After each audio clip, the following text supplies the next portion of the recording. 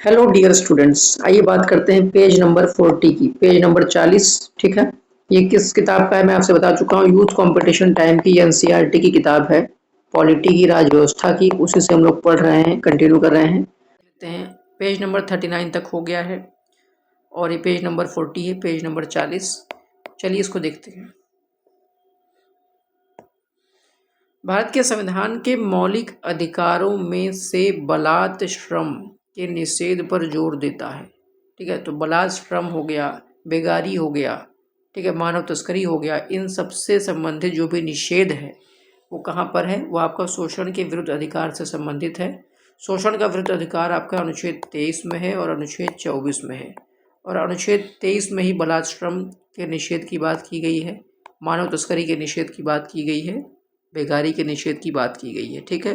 और अनुच्छेद 24 में क्या कहा गया है सर? यहाँ पर बाल श्रम पर रोक लगाई गई है, निषेध लगाया गया है। इस चीज़ को ध्यान देना है आपको।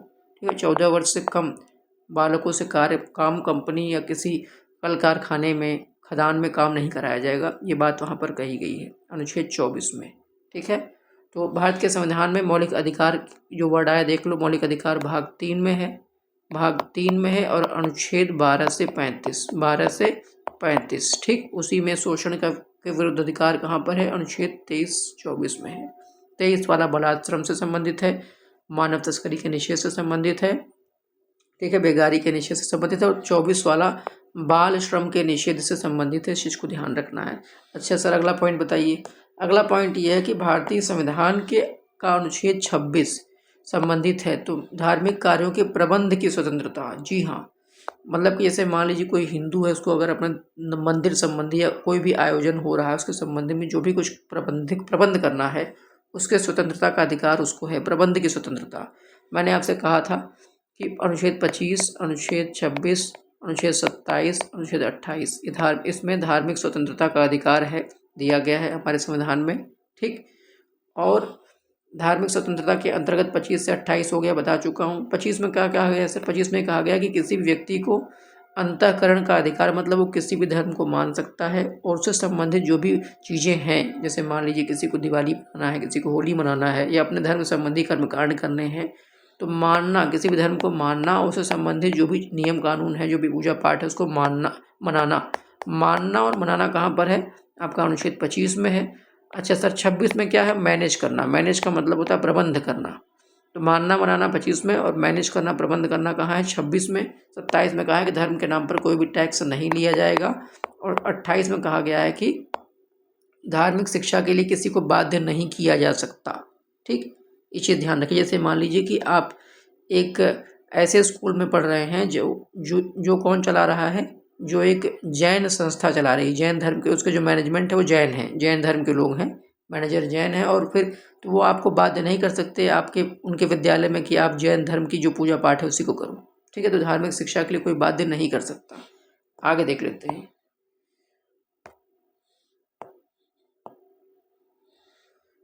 भारत के संविधान के भाग 3 में मूल अधिकारों के समूह में कितने मूल अधिकार हैं? देखिए, मूल रूप से जो मूल अधिकार थे वो थे 7, लेकिन वर्तमान में जो मूल अधिकार की संख्या है वो कितनी है? 6। अच्छा सर, मूल अधिकार ये भाग 3 में है, भाग 3 में है, अनुच्छेद 12 से 35। याद रखना है इस चीज़ को। क्या सर मूल अधिकार प्रवर्तनीय है? हाँ, ये प्रवर्तनीय। प्रवर्तनीय का मतलब ये होता है कि कोर्ट इसे लागू कर सकती है। ठीक है ना, कोर्ट के द्वारा इसे लागू करवाया जा सकता है। ठीक, मूल अधिकार 12 से 35 और भाग 3।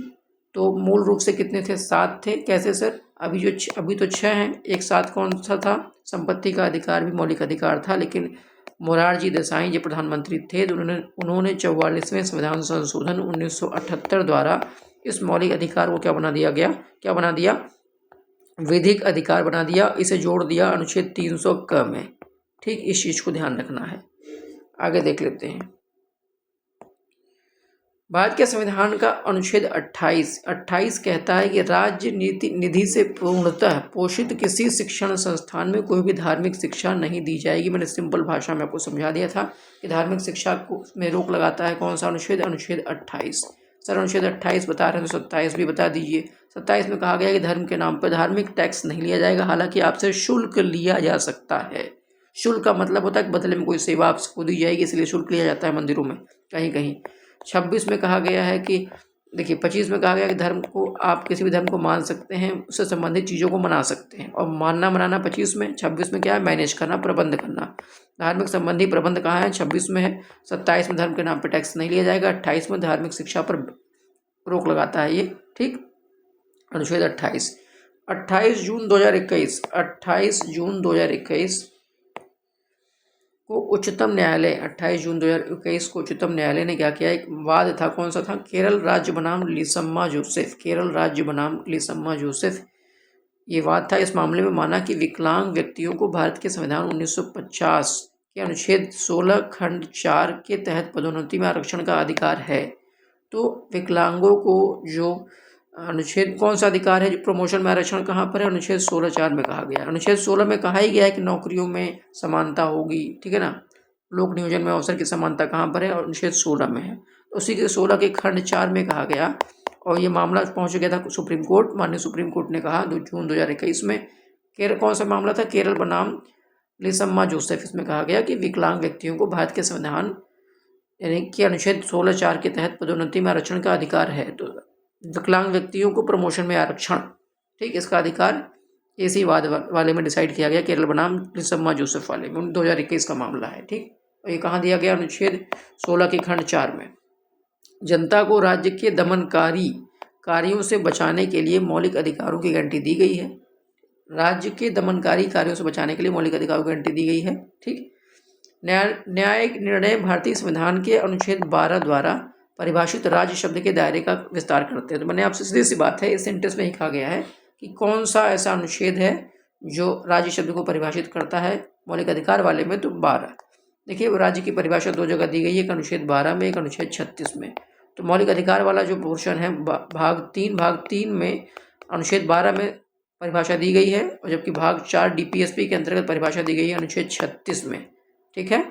36 में राज्य की परिभाषा दी गई है, इस चीज को भी ध्यान रखना है, ठीक। आगे देख लेते हैं, भारतीय संविधान का अनुच्छेद 19 स्वतंत्रता के अधिकार से संबंधित है। तो अनुच्छेद 19 जो है आपको बता दूं, इसी में प्रेस की आज़ादी भी नहीं थे, अनुच्छेद 19(1) के क्लॉज ए में, ठीक है। तो स्वतंत्रता का अधिकार कहाँ है, अनुच्छेद 19 में है। प्रेस की आज़ादी भी इसी में है। आपको बता दूं अनुच्छेद 19 का क्लॉज 1 का सब क्लॉज जो ए है, इसमें कहा गया है अभिव्यक्ति की स्वतंत्रता की बात की गई है। फिर अनुच्छेद 19(1) के बी क्लॉज में कहा गया है कि किसी भी व्यक्ति को आप मतलब कि क्या कर सकते हैं, किसी जगह असेंबल हो सकते हैं, मतलब इकट्ठा हो सकते हैं, एकत्र होने का अधिकार, सभा करने का अधिकार, लेकिन निशस्त्र, शस्त्र रहित आपको असेंबली करने का अधिकार है, एक जगह इकट्ठा होने का अधिकार है, ठीक है। फिर संघ बनाने का अधिकार 19 के खंड 1 के खंड सी में है कि आप संघ भी बना सकते हो, ठीक है। फिर विचरित करने का अधिकार, देश के क्षेत्र में कहीं भी आप विचरित कर सकते हो, मूवमेंट कर सकते हो, 19(1) के डी में कहा गया है, ठीक है। आगे देख लेते हैं, इसमें कुल मिलाकर के अनुच्छेद 19 में 6 अधिकार दिए गए हैं। उसमें से एक 19(f) वाला जो था, 1 का F वाला, इसको हटा दिया गया, खत्म कर दिया गया है। जबकि 19(1), 19(1)A, 19(1)B, 19(1)C, 19(1)D, 19(1)E और 19(1)G ये भी अवेलेबल है, सबको उपलब्ध है, ठीक। आगे देख लेते हैं, संपूर्ण भारत के भूभाग में मुक्त रूप से आवागमन करने का अधिकार कहाँ दिया गया, मैं आपसे बता चुका हूँ। मुक्त रूप से आवागमन कहीं भी आने जाने का अधिकार 19 के क्लॉज 1 के सब क्लॉज डी में कहा गया है, ठीक है। ये भारतीय संविधान के अनुच्छेद 19 आपको पता ही है, जो स्वतंत्रता का अधिकार, ठीक है ना, ये आपका अनुच्छेद 19, 20, 21, 22 में कहा गया दिया गया। उसमें से 19 वाला जो है, इसमें 6 प्रकार की स्वतंत्रता की बात की गई है, ठीक है, ABCDEF करके, G करके, और F वाला जो है वो अब अवेलेबल नहीं, वो उपलब्ध नहीं, उसे खत्म कर दिया गया, ठीक है। 44वें संविधान संशोधन 1978 द्वारा। आगे देख लेते हैं, भारतीय संविधान के अनुच्छेद 25 द्वारा गारंटीकृत क्या है, तो धार्मिक स्वतंत्रता का अधिकार अनुच्छेद 25 में, उसके अलावा 26, 27, 28 धार्मिक स्वतंत्रता के अधिकार की बात करते हैं। 25 में कहा गया कि आप किसी भी धर्म को मान सकते हो, उससे संबंधित जो भी कुछ पूजा पाठ, जो भी विधियाँ है, उसको मना सकते हो। तो मानना मनाना 25 में है। 26 में है मैनेज करना, प्रबंध करना। 27 में है धर्म के नाम पे कोई भी टैक्स नहीं लिया जाएगा। और 28 में क्या कहा गया है कि धार्मिक शिक्षा नहीं दी जा सकती, इसके लिए बाध्य नहीं कह सकता। कि भारतीय संविधान में उल्लिखित मौलिक अधिकार, भारतीय संविधान में जो उल्लिखित मौलिक अधिकार है इसका उद्देश्य क्या है? देखिए, भारतीय संविधान में जो उल्लिखित मौलिक अधिकार है इसका उद्देश्य क्या है? राजनीतिक स्वतंत्र लोकतंत्र की स्थापना की बात करता है, राजनीतिक लोकतंत्र की स्थापना की बात करता है। ठीक, मौलिक अधिकार, राजनीतिक लोकतंत्र की स्थापना मौलिक अधिकार के द्वारा। ठीक है, जबकि सामाजिक और आर्थिक लोकतंत्र की बात कौन करता है? DPSP भाग 4 में जो की है। ठीक है, भारत सरकार भारतीय संविधान के अनुच्छेद 21 के तहत श्रमिकों के लिए मानव गरिमा के अनुकूल जीवन को सुरक्षित करने के लिए अधिनियमित सामाजिक कल्याण और श्रम कानूनों को पालन सुनिश्चित करने के लिए बाध्य है। ये किस में कहा गया है? अनुच्छेद 21 में कहा गया है कि जो अनुच्छेद 21 है इसके तहत भारत सरकार जो है वो श्रमिकों के लिए मानव गरिमा के अनुकूल जीवन को सुरक्षित करने के लिए अधिनियमित सामाजिक कल्याण और श्रम कानूनों का पालन सुनिश्चित करने के लिए बाध्य है। फिर अनुच्छेद 32 से 35 में क्या कहा गया है? इसमें संवैधानिक उपचारों का अधिकार का जिक्र किया गया, संवैधानिक उपचारों का अधिकार। ठीक है, और उसमें से अनुच्छेद जो 32 है उसको डॉक्टर BR अम्बेडकर ने क्या कहा था? संविधान की हृदय एवं आत्मा। ठीक, इसी के तहत मौलिक अधिकारों के हनन होने पर कोई भी व्यक्ति सुप्रीम कोर्ट जा सकता है। ठीक है ना, सुप्रीम कोर्ट रिट जारी करती है इसी के तहत।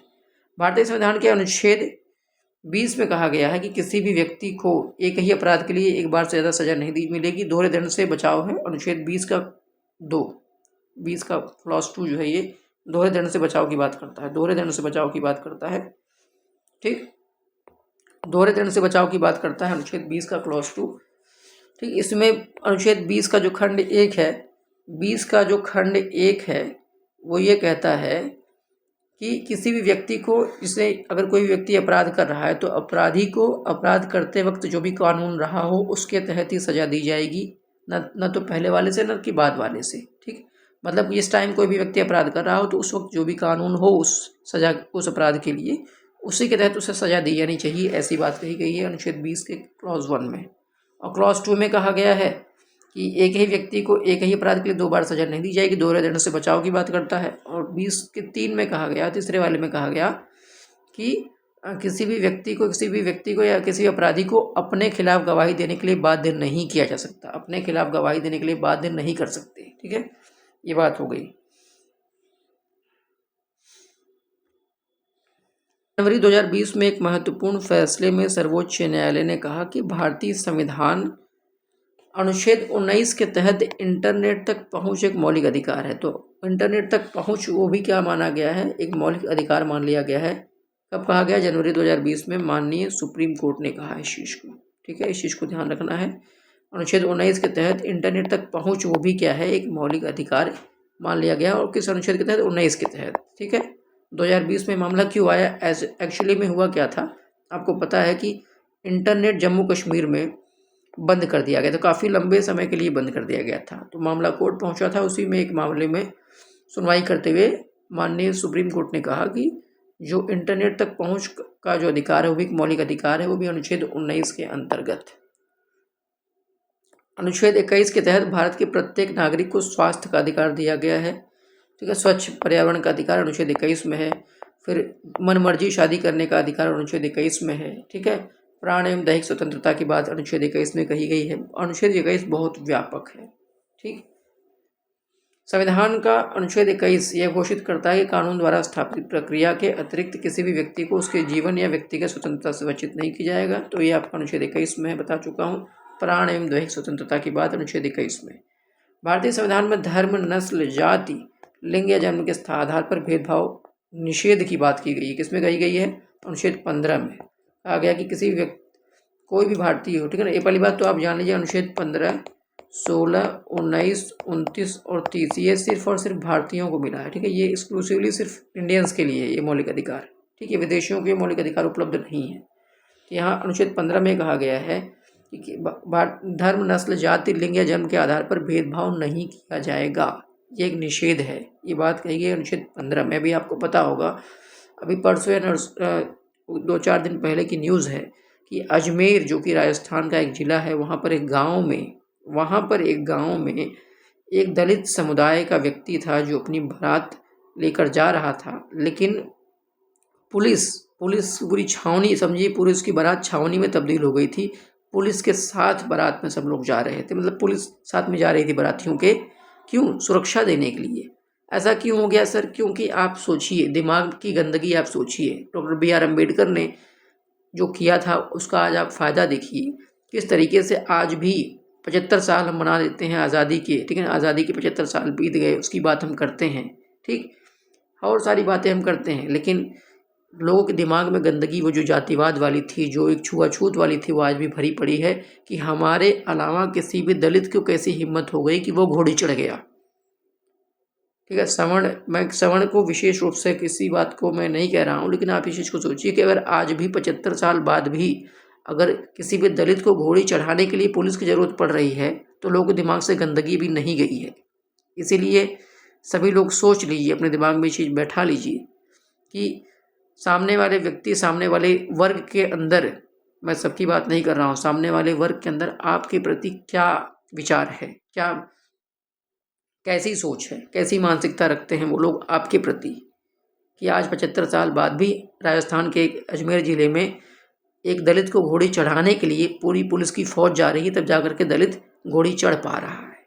ठीक भाई, हो सकता है उसका घोड़ी चढ़ना किसी को न पचे, लेकिन ये अनुच्छेद 15 है, ये अनुच्छेद 15 की ताकत है कि भेदभाव नहीं होगा।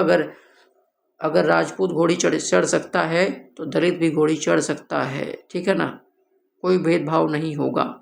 ठीक, ये कहाँ कहा गया है? अनुच्छेद 15 की बात कही गई है। ठीक, और आगे देख लेते हैं। सभी अल्पसंख्यकों को धर्म या भाषा के आधार पर अपनी रुचि के शिक्षण संस्थाओं की स्थापना और प्रशासन का अधिकार होगा, यह अनुच्छेद 30 में कहा गया है। देखिए, अल्पसंख्यक को अपनी रुचि के शिक्षण संस्थाओं की स्थापना की बात कही गई और प्रशासन, उसको मैनेजमेंट करने की बात, दोनों का अधिकार किसके पास होगा? अल्पसंख्यक के पास होगा। ठीक, भारतीय संविधान का अनुच्छेद 30 इस बारे में जिक्र करता है। आपको बता दूं, अनुच्छेद 29 और 30 ये अल्पसंख्यक संबंधी अधिकार है, अनुच्छेद 30 में है।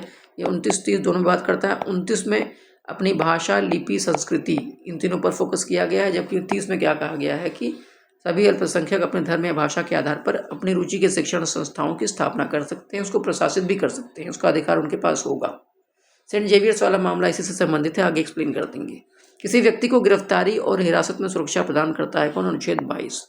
किसी को व्यक्ति को गिरफ्तार किया गया है और हिरासत में भी सुरक्षा, अभी आपको पता होगा किस तरीके से उत्तर प्रदेश में हिरासत में कई अपराधियों की मौत हो रही है। अब हालांकि वो अपराधी हैं कि नहीं वो तो सिद्ध कहीं कई केस में नहीं भी हुआ है, ठीक है, लेकिन वहाँ भी उनकी मौत हो रही है। अब क्यों हो रही है भाई, उसको तो प्रदेश की कानून व्यवस्था जाने।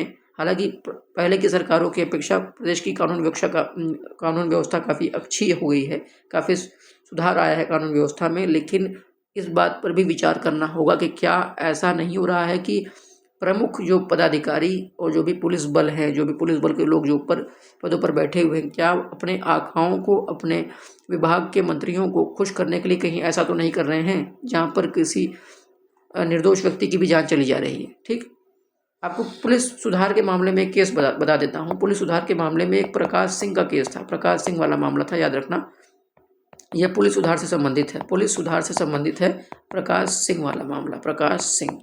ठीक, आप अगर ज़्यादा जानना चाहते हैं तो आप गूगल कर सकते हैं इसके बारे में, लेकिन ये आ सकता है एग्जाम में। प्रकाश सिंह वाला मामला किससे संबंधित है? ये केस किससे संबंधित है?